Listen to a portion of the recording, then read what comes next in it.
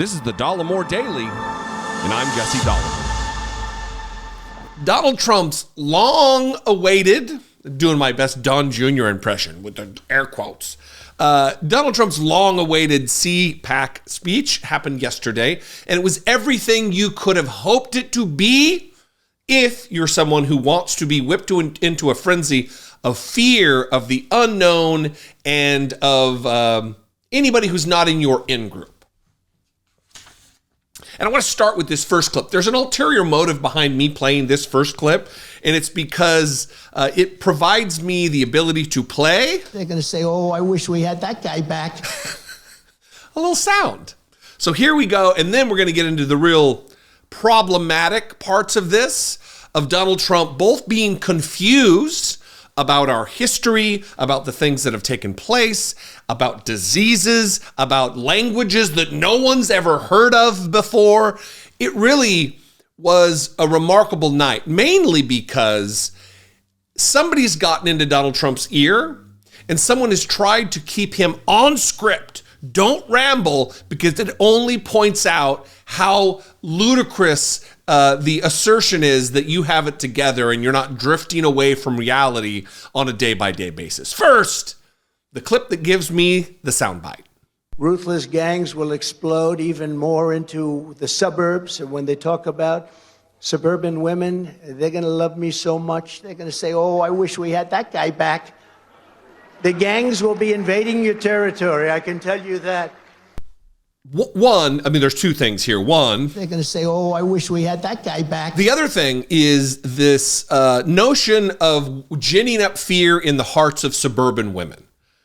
Electorally, political analysts and campaign strategists have been alerting the Republican Party and the Trump team to his diminished return, his diminished impact, his diminished draw with suburban women. And this is a preview of what is to come in the months that will follow, of him trying to draw them back in and appeal to them as a candidate. And the way he does it is through fear that violence is coming to your suburban home. They're going to invade your territory. And then all of the suburban women are going, we like that guy.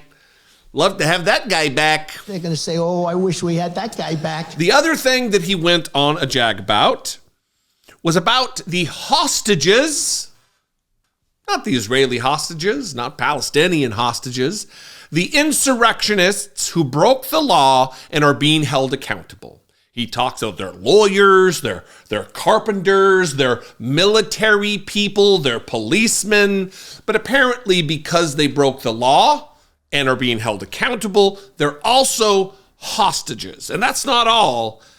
He goes in through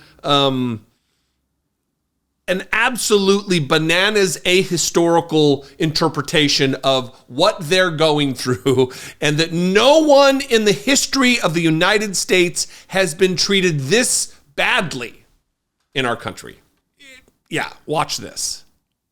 The more the corrupt establishment tries to stop us, the more you know the day is near at hand when we will break free from their grip. We're going to break free very soon. We're going to break free from their grip very soon. You heard the J6 hostages, didn't you? You heard that. And I will tell you, there's never been in the history of our country a group of people treated the way they've been treated. There's never been anything like it. Carpenters, mechanics, lawyers, firemen, policemen, military people. They went to protest a rigged election, and they've been sentenced to years in prison. Did you hear that? There has never been in the history of our country a group of people treated the way they've been treated. I guess Donald Trump has never heard of the plight of the indigenous people of this continent that were genocided, that were marched to their deaths, the peoples that we made treaties with and then broke those treaties, and then made new treaties with and then broke those treaties, and then made new treaties with and broke those treaties. Apparently Donald Trump is putting January 6th insurrectionists on par, as far as how badly they're being treated, with enslaved human beings. Millions of Africans kidnapped from their homes and brought here against their will to be enslaved. But they didn't have it as bad as these January 6 hostages who were getting 3 hots in a cot in a jail after having tried to overthrow the United States government. Apparently, Donald Trump has never heard of the plight of the Japanese who were put into internment camps during World War II, their only crime being of Japanese descent. Many U.S. citizens. Apparently, Donald Trump has never heard of how gays and lesbians and transgender individuals, just the queer community in general, has been treated in this country. Because it's the January 6th hostages. This is a man who wants to run for president, is running for president, will be the nominee for the Republican Party, who is taking up the cause of individuals who attacked our democracy, attempted to overthrow the United States government in a bid to overturn a free and fair, settled American election. But Joe Biden said that the president of Egypt was the president of Mexico but where's the media? Where's the media? Where's the mainstream media beating this drum? Where's the New York Times beating this drum? The fear campaign continued. Here it's 2 different clips talking about migrants and talking about expressing to the world and acknowledging to the world what an absolute, abject, dumb that he is. Talking about disease. First, we'll start with the languages one. I think that's the best one. We'll start with the languages one, that people are coming into this country speaking languages no one knows how to speak. There's not a single person who knows how to speak this language. Languages that nobody in this country has ever heard of. It's a very horrible thing. We're equal opportunity. We have every country. We have countries that honestly nobody has ever heard of. We have languages coming into our country. We don't have one instructor in our entire nation that can speak that language. These are languages. It's the craziest thing. They have languages that nobody in this country has ever heard of. It's a very horrible thing. I said to the president of Mexico, you're going to have to give us 28,000 soldiers for your charge. No, Donald, I will not do that. I will not do that. I cannot do that. And I said, no, you will, I promise. Are you going to do it? No, I will not do it. I said, listen, you and I friends, I really like him a lot. So I said, let's not you and I, just give me a negotiator, because I don't want to do this with you. And he said, I will do that. And he sent me this very handsome guy, so. What are these languages that no one in this country of 360 million people has never heard of? You see, just because you've never heard of the language, Donald Trump, doesn't mean nobody else has.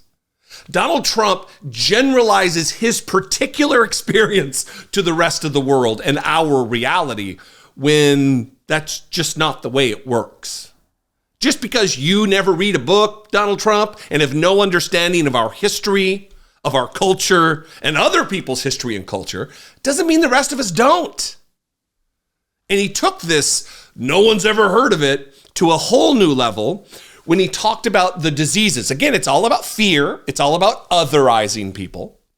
That these migrants are bringing in diseases that no one's ever heard of. Which is rich. We'll get to it. But remember how he handled COVID. Remember how he dealt with a literal pandemic of a disease that killed over 1 million Americans. Tens of millions of cases. Remember how he dealt with that, and then listen to this and try to make sense of those two positions. You know, we had a lot of medical problems. People were coming in deathly sick with a disease, highly contagious disease. I said, I don't want people catching these diseases that we never even heard about. They have diseases nobody's ever even heard about. I'm sorry. I feel badly for the people, but we don't want to have this contagion in our country. I'm sorry. And we did that. So we had a list of... I don't want people catching these diseases that we've never heard about. You didn't care about COVID. You told Bob Woodward during an interview that this was airborne. This was serious. This wasn't just the flu. And then publicly you said, oh, it'll go away. Well, we have like 5 cases in 2 weeks. We'll have 0. It's fine. It's just the flu.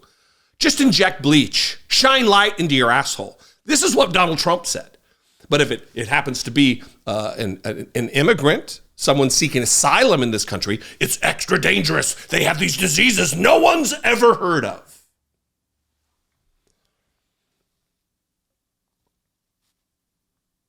This is the best they got.